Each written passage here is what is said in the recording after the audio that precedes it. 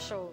Sa panunungkulan ni Pangulong Arroyo, isa sa binigyang prioridad niya ang pagpapaunlad sa Micro, Small and Medium Enterprises o MSMEs. Alam niyo ba na noong nakaraang buwan, ipinagdiwang ang MSME Development Week?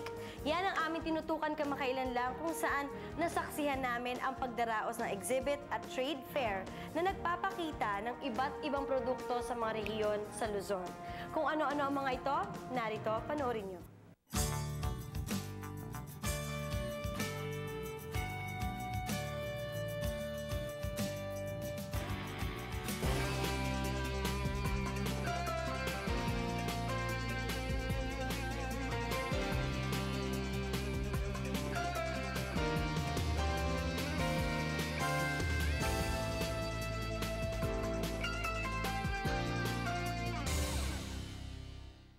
Inilunsad kamakailan lang ang Micro, Small and Medium Enterprises Development Week sa pangunguna ng Department of Trade and Industry.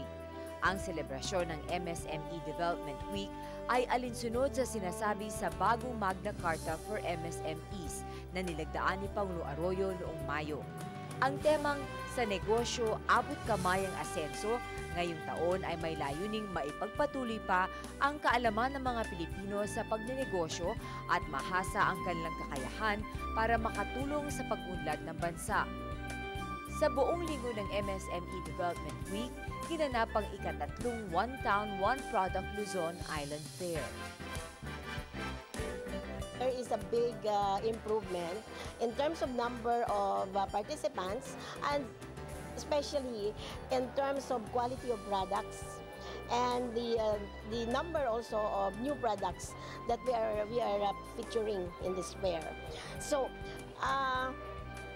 one thing that makes this trade fair different from the usual fairs that we're doing is we are able to rein in or bring in the products from the countryside. What we can do in cooperation with the different agencies of government, particularly the local government units. Umaabot sa mahigit 200 MSME exhibitors mula sa Cordillera, Ilocos, Cagayan Valley, Central Luzon, Calabarzon, Mimaropa, Bicol at National Capital Region ang lumahok. Sila rin ang mga OTOP program beneficiaries na ipinagmamalaki ang kanilang iba't ibang produkto at serbisyo. Narito rin ang mga ahensya ng gobyerno, private institutions at development partners na nagtataguyod sa mga negosyanteng Pilipino. Ito yung programa na ini-expect natin kasi this is market-driven. Market-driven means either the market are the direct consumers or an institutional market because it is part of a value chain or an industry chain.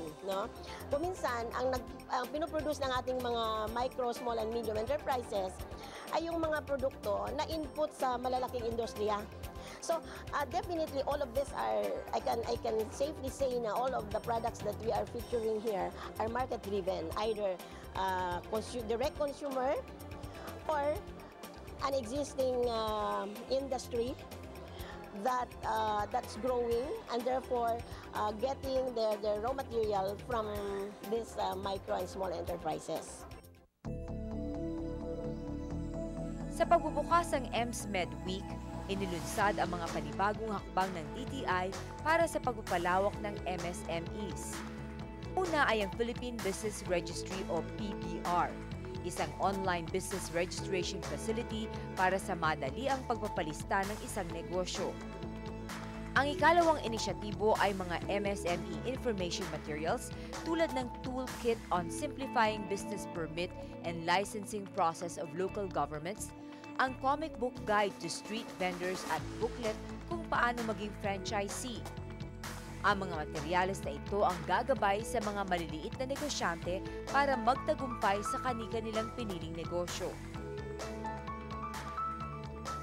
We had been saying and we openly heard that Filipino entrepreneurs are characterized with the so-called resiliency na kahit may bagyo tayo, kahit mataas ang crudo, ang presyo ng crudo, kahit mahal ang ibang mga inputs sa negosyo, here comes our micro, small and medium enterprises na talagang pinagsisikapan nila na ma-continue yung maliliit na negosyo at kumari nga mapalago nila. Ang sinasabi namin, maraming nagiging interesado na maging negosyante. Ang talagang malaking problema natin is how to sustain the viability of their operations. Kasi karamihan dyan, nagsisimula ng negosyo para maglagay ng pagkain sa lamesa. Pero dahil hindi sila, kumbaga, professional entrepreneurs, hindi nila napag-aralan, pag lumalaki na ang negosyo, nawawala sila, hindi nila alam kung anong gagawin nila. Nagkaroon din ng awarding of outstanding MSMEs sa naturang okasyon. Mula sa 12 regional awardees, isa ang nagwagi sa bawat island group ng Luzon, Visayas at Mindanao. Pero isa lamang ang napili bilang national winner na ginawaran ng Globe Masigasig Awardee of the Year para sa kanyang super kalan at iba pang produkto. Ang may papayo ko din sa mga katulad kong mahirap na gustong magnegosyo, hindi mawawala ng pag-asa. Kailangan gumawa ng paraan. Maghanap ng makakatulong at yung kanilang nagagawa at pakikita nila upang sa ganon, makakuha rin sila ng assistance na katulad ng binigay sa akin. At ako'y nagpapasalamat sa mga ahensya ng gobyerno katulad ng DTI, DOST, at marami pang ibang nagbigay ng assistance sa akin. This time is really a time of challenge para sa ating maliliit na negosyante. No? They are really forced to become more competitive. Dapat marunong sila magtipid. They have to be more efficient of their time, resources, the hiring of people. Titignan nila lahat yon. Kasi hindi lang naman tayo ang nagsasuffer niyan. Hindi ang Pilipinas. So ang laban dyan, it's a global concern. Kasi ang pagtaas ng gasolina, it's a global problem. Ayon sa Pangulo at sa mga tanggapang nangunguna sa pagpapalakas ng mga micro, small and medium enterprises, magpapatuloy ang kanilang serbisyo para mas mapalakas ang sektor at higit na makatulong pa sa ekonomiya ng bansa.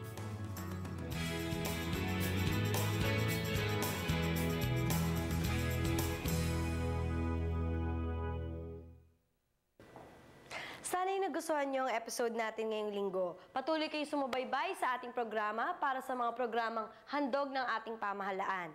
Kung nais niyong makakuha ng updates tungkol sa activities si Pangulong Arroyo, madali lang yan.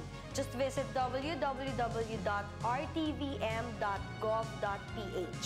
Maaari niyo ring mapanood ang latest episodes ng ating programa sa website na yan. This is Jolina Magdangal at ito muli ang The Working President. See you next week!